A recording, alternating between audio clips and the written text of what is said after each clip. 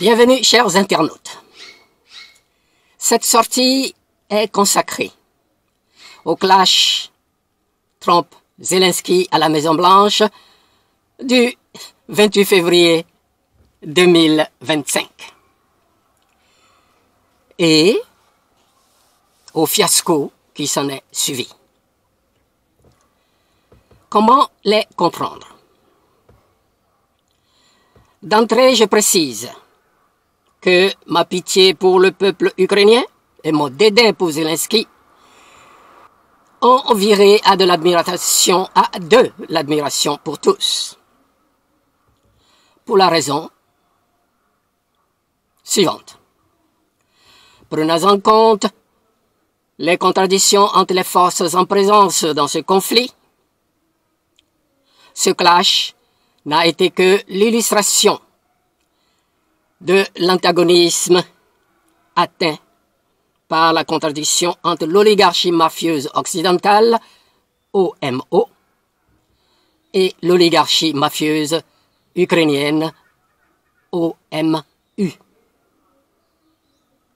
Puis, des injures, des rodomontades et des intentions mercantiles et usurières précédant sa convocation à la Maison-Blanche, où il devrait se faire immoler avec son peuple et céder pour presque rien son sol et sous-sol.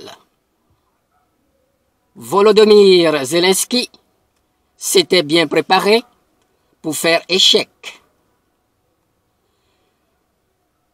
aux prétentions que je nomme du patapa, c'est-à-dire bouline ou encore loi ou raison du plus fort à la mode Donald Trump. Logistiquement, tout était fin prêt pour le spectacle en direct. Que Trump ait été mis au parfum par ses services de ce qu'il attendait, il a été surpris par la témérité ou l'intrépidité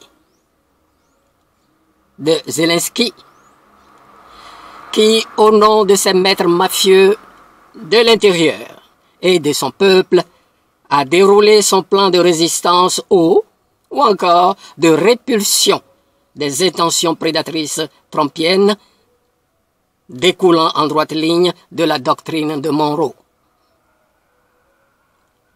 Avec moi ou sans moi, qui leur a réussi jusqu'au 22 février 2022, date à laquelle les forces russes ont franchi la frontière de l'Ukraine. D'où cette empoignade verbale inédite et l'avortement de l'opération d'immolation de l'Ukraine avec la signature historique de l'accord gagnant-perdant par le dictateur Zelensky, Dixit Trump. C'est du fiasco en direct. De la loi du plus fort, du plus beau, du plus riche et du plus capable. Chers internautes, que retenir? Zelensky, sans doute épaulé par Erdogan de Turquie, dans son sursaut d'homme, a fait preuve de dignité et défait le suprême plan des USA et de l'Union européenne. N'est-ce pas là une bonne leçon pour les autres pays qui se trouveront en face de cette administration très imprévisible, aimant gouverner par des oukases ou diktats ou encore injonctions? En cela seulement, je l'ai estimé pour la première fois depuis le début de cette guerre russo-ukrainienne. L'Union européenne fait beaucoup parler d'elle pour très peu. incapable de se garantir elle-même. C'est sur nous, les Africains, qu'elle fait le gros dos. N'oublions pas que